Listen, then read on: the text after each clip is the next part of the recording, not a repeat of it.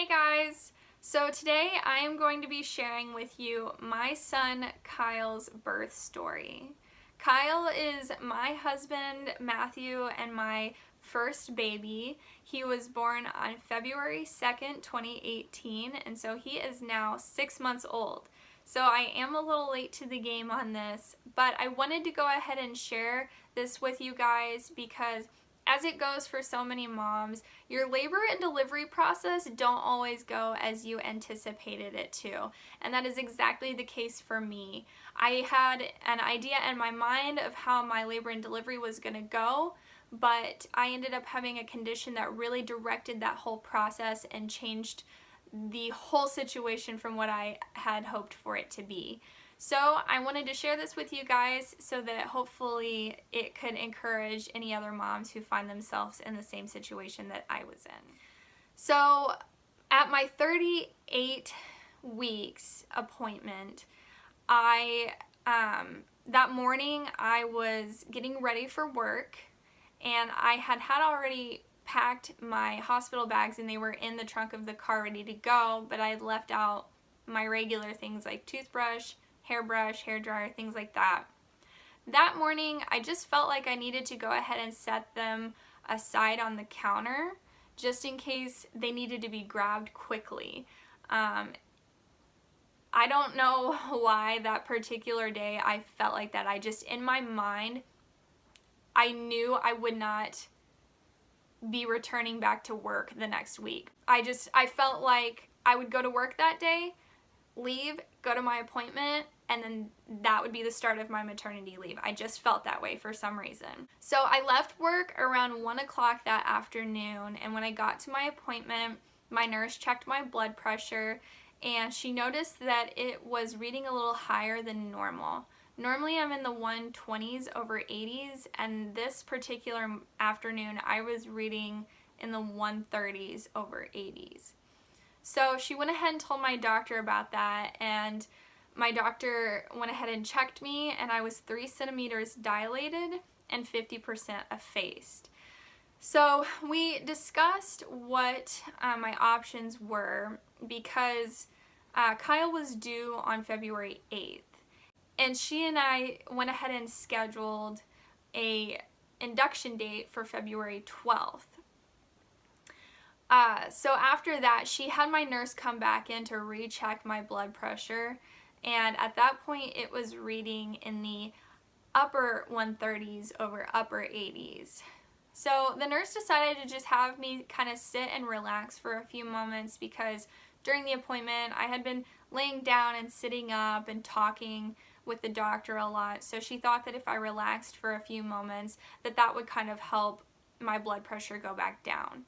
So she came back in and checked it again, and it was actually in the lower 140s over upper 80s at this point.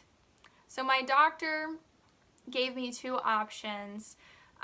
She was concerned that I might be positive for preeclampsia. So she told me that I could either have blood work done right there in the office and that they would test it and we would know the next morning if I was positive for preeclampsia, or I could go to labor and delivery right then to have monitoring done on the baby and to have testing done, and we would have answers within an hour. I opted to go ahead and have the testing done right then and know that night because I knew that if I went home without knowing what was going on, I would just be worried all evening and I probably wouldn't get any sleep, which would have just made the situation worse, I'm sure. So as I'm heading over to labor and delivery, I called my husband to let him know what was going on. I told him, don't worry about coming up to the hospital yet because it's a 30-minute drive and I didn't want him to waste time or gas if things were really fine and I was just going to be coming home.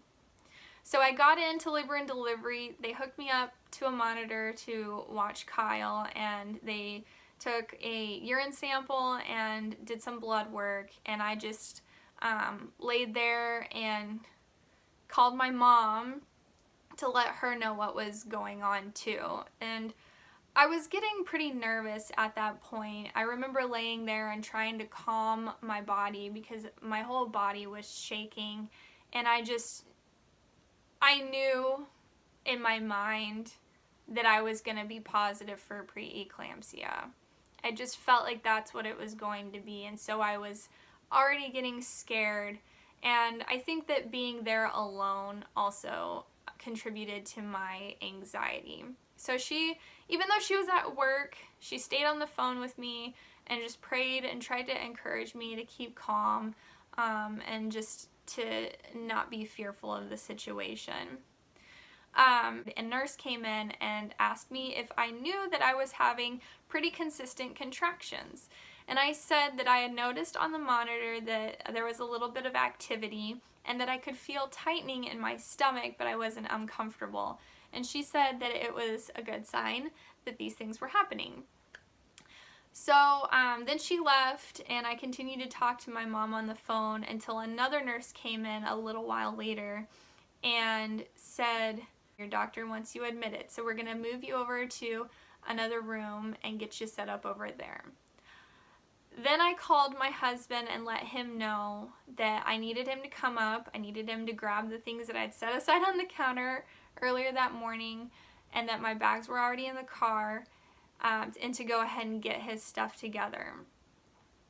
So he headed up, and when he got there, the doctor came over and wanted to explain to me that the reason I was being admitted to the hospital was because I was positive for preeclampsia, and that the only cure for preeclampsia is to deliver the baby.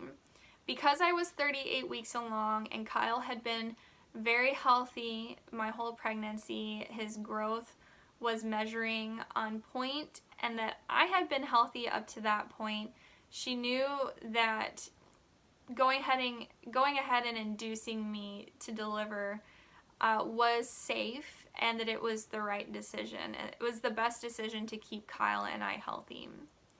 So she explained that I would be administered Pitocin the next morning at 4 a.m. So she allowed me to have a little bit of dinner that night because I would not be eating after I was getting Pitocin. So I had my mom bring me Chick-fil-A because we don't live very close to Chick-fil-A, and I eat that anytime I get a chance to. So when my mom got there, we just kind of hung out in the room until Matthew's parents and my brother and his wife showed up and kind of explained everything to everyone. And it was just difficult for me to handle emotionally and mentally, knowing that I had a condition that could turn into eclampsia. I know that this sounds funny and probably silly to a lot of people, but knowing how serious preeclampsia could be and how quickly it could turn into something serious, I was genuinely fearful for my life. Preeclampsia doesn't always develop into eclampsia, but I know that when it does, it's very dangerous for mother and baby. So I just could not get it out of my mind that something bad could happen at any moment. And that really caused a lot of anxiety for me. It was mentally draining, and it really just stole joy from me that I thought I was going to have when it was time for me to go in to have the baby. I had expected it was going to be fun and that we would just enjoy the day up to the point of him being born, and because of my condition, it really stole my joy. So that evening, probably around 11 o'clock, all of our visitors went into the visitor room, and Matthew and I tried to get some sleep. That wasn't very easy because, as a lot of you know, hospitals are very loud. And also when you just have things going on, like getting ready to have a baby, your mind doesn't settle very well. So we got very little sleep. The nurse came in at 4:30 the next morning and gave me Pitocin to kickstart the contractions that I was already having. They had continued to happened pretty consistently, about 10 minutes apart. So I was easy to induce. So I tried to get a little bit more sleep, and then later that morning our family came back in and we tried to play some card games and just talk about what we were going to name Kyle, because we hadn't even decided on a name yet. Kyle was an option, but we hadn't even decided for sure his name would be Kyle. We had a few other ideas that we were throwing around. So we just tried to talk and have fun. I tried to get the situation off of my mind. But part of it was that my dad wasn't there because he was in Africa at the time. And I was really upset about that he wasn't able to be there with me to encourage me and to pray with me. So whenever he got up for the day, because Africa is 7 hours ahead of us, when he got up, I tried to call his phone and talk to him to let him know what was going on. And I wanted to at least just ask him to be praying for me, because I knew that that would make me feel a little bit more comfortable knowing that. So he did, and he just encouraged me to have peace and to know that God was watching over me and the situation. So about 4 o'clock that afternoon, the nurse decided to check me, and I was 4 centimeters dilated. So she decided that it was time to break my water. Up until that point, my contractions had been going and getting a little bit stronger, and at times they were pretty uncomfortable, but most of the time they were pretty manageable. So whenever she broke my water, I was in for a huge surprise. I had watched a lot of moms describe what breaking their water breaking was like, and a lot of moms say that it's like a waterfall gushing or just a little trickle. I'm sorry if this is too much information, but someone's got to put it out there. It was a lot of water. Honestly, it was an overwhelming amount of water. My gown got soaked and my sheets got soaked. The pad that I was sitting on top of was soaked through, and the bed was getting wet. So my nurse had to clean up a huge mess. I felt so bad for her. I had to change my gown, and I even had to have a second pad changed a little bit later. It was a lot more than I thought it was gonna be. And it was just weird.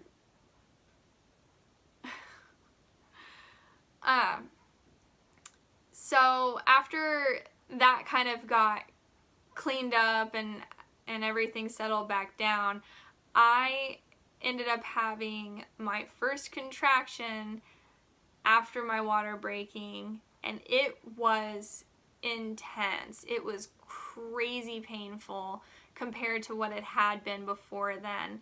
And in the middle of it, I was just trying to breathe through it. And I told my nurse, you need to get me an anesthesiologist because I want that epidural now. And she said, are you sure? And after the contraction kind of went away, I said, you know what? I was just saying that in the heat of the moment. I want to see how much further I can go. I've gotten this far already. I'm halfway there. Let's just see how much further I can go. A couple minutes later, another contraction came, and I said, no, forget it. I'm not going to try to power through this. I want some pain medication to help. So it didn't take long for the anesthesiologist to get to me after I had asked for them, because I had already signed the paperwork just in case I was going to have the epidural. When they got there, they did let my husband stay in the room with me, which was great because I really wanted my own support system other than just a doctor and a nurse that I'd never met before. So the anesthesiologist did a great job. I didn't feel anything when they were putting the epidural in. I was uncomfortable, obviously, because they were having me sit and hunch over my stomach. and I was having a contraction in the middle of that, so that was painful. But the epidural itself did not hurt. There was just a little bit of pressure, and that's it. So when I finally started to feel the epidural kicking in, I really only felt it on my left side. It didn't quite hit my right side, and so I could still feel the contractions, but they were much more manageable. And I was okay with feeling them a little bit because I did want to feel like I was in somewhat control of my body still. But the epidural started to wear off fairly quickly, especially on my right side. And I could start to feel those contractions pretty intensely again, and I decided that I just wanted to go ahead and deal with it. I didn't want to try to have anything further done to take the pain away. I did press the button a couple more times to see if I could get that to help, and it didn't. I remember, switching sides, trying to get it to move to help with the pain, and I just ended up on my right side and holding onto the rail and wringing my hands around the rail as I tried to breathe through the contractions as they got more and more painful. Eventually, I did ask for the anesthesiologist to do something, and a new anesthesiologist came in, and at that point, I was out of it. I was just exhausted, mentally, physically. I was so thirsty because all they let you have is ice chips and Jell-O, and the Jell-O tasted awful. So I was eating ice chips and kind of putting the Jell-O in the ice chips to kind of flavor the ice chips, and that didn't work. It made it worse. So I asked my doctor if I could even just have a drink of water, and she said you can have a little bit, but you can't have a lot. And so I was so thirsty, and when the anesthesiologist got in there, he was asking me if I'm allergic to anything and if I'm okay with him administering to me more of the epidural, and I said, yeah, no, I'm not allergic, please just give it to me. I want it, I'm in pain, help me. So he did. He was very sweet. I know he was just doing what he's supposed to do, but of course, when you're in the middle of a very painful situation, you just want something right then and there to help you. So after he gave me, I guess, a stronger dosage of it, that kind of took the edge off, but didn't quite take it all away. I guess some moms have said that their epidural really just took all of their pain away, and I'm glad for you, but that was not how it went for me. So at the shift change, I got a new nurse, and her name was Pam, and she was a wonderful lady.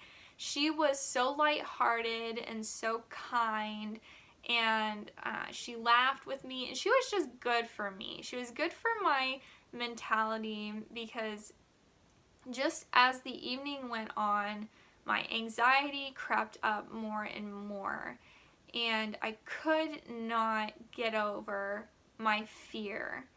And so just having a nurse that was lighthearted and brought happiness to my to the atmosphere and into my room was so refreshing for me. So when she got there at 7 o'clock, she checked me, and I was 9 centimeters, and so she said that it was her goal for that next hour to get me to 10 centimeters. So she had me, first thing, get on all fours, which I thought was a goofy thing to tell me to do. I felt goofy. At this point, I had already asked people to leave because of how uncomfortable and painful I was.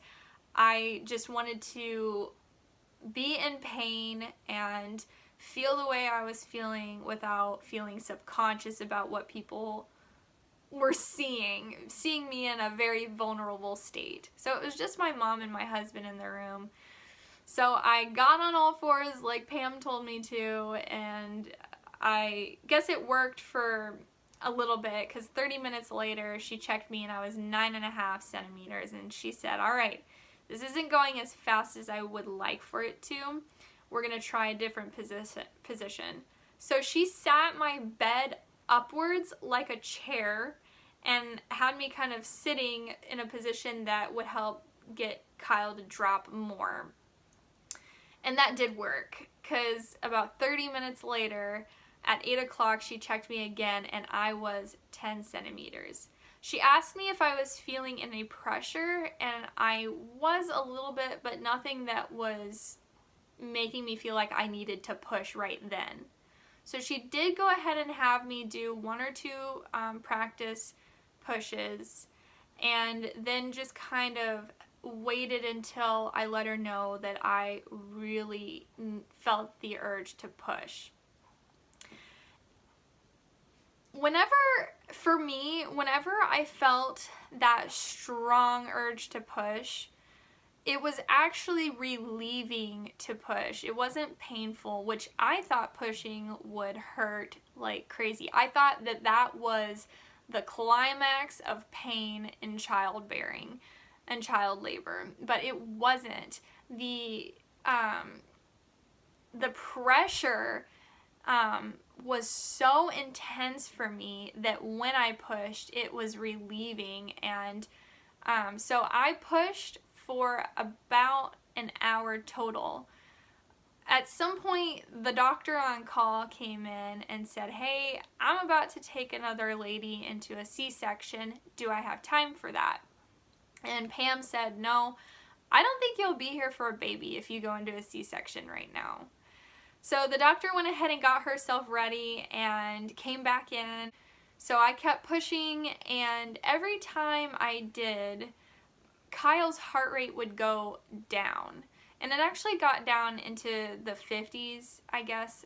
Someone told me that it was pretty low. And so the doctor was concerned about that. So she said, I'm going to have to give you an episiotomy to help get him out. You're not quite getting him out as quickly as he needs to, since his heart rate is going down. So she gave me an episiotomy, and maybe a couple pushes after that, he came out. His heart rate was going down because he had his cord wrapped around his neck. So as soon as they got that off of him, he was breathing just fine. He cried, and they laid him on my chest, and he was just so sweet. He was laying on my chest, and he looked right up at my eyes, and I looked at him, and I didn't have anything to say. I was just thinking as I was looking at him, and I was thankful that he was born. I was thankful that he was healthy, and I was excited to see him and to meet my very first baby. My mom and my husband were there, and they were both, of course, so excited to see him also. It was just a sweet moment to have our son there in the very first moments of his life. So they got him cleaned up, and they got me kind of cleaned up, and they gave him back to me, and this was at 9 o'clock in the evening. He was born at 9:09. So after we were all kind of put back together, Matt's parents and my brother and his wife came in to meet Kyle. So after everyone left and they moved us over to our own room to stay in for the rest of the time there, Matthew and I just kind of, enjoyed our time with Kyle before we went to sleep. That night, I obviously didn't get much sleep, not because Kyle wasn't sleeping very well, but he was coughing up a lot of the amniotic fluid. And so every time I heard him gurgle or cough or even just move, I would get nervous, and I'd grab the little aspirator that the nurses gave me, and I tried to clean out his nose and his mouth with it. So they did the regular testing on Kyle, and his hearing was perfect, and he was great. We did send him to the nursery for a little bit so that I could get some sleep. But other than that, he did stay in the room with us. Then we went home on Super Bowl Sunday, and Kyle and I laid on the couch as Matthew watched the game, and we just begun our journey as brand new parents. He, as I said before, is 6 months old now, and so we are having so much fun with him. I'm going to do a 6-month update on him probably here in a week or two, and I will try to keep up with his updates as he grows up, and I hope that you will continue to follow me along on that journey. Thank you so much for watching and for joining me today. If you liked this video, please give it a big thumbs up and make sure you hit that subscribe button and make sure your bell notification is turned on so that you can see whenever I upload new videos. Alright, well, thank you so much for watching. Bye!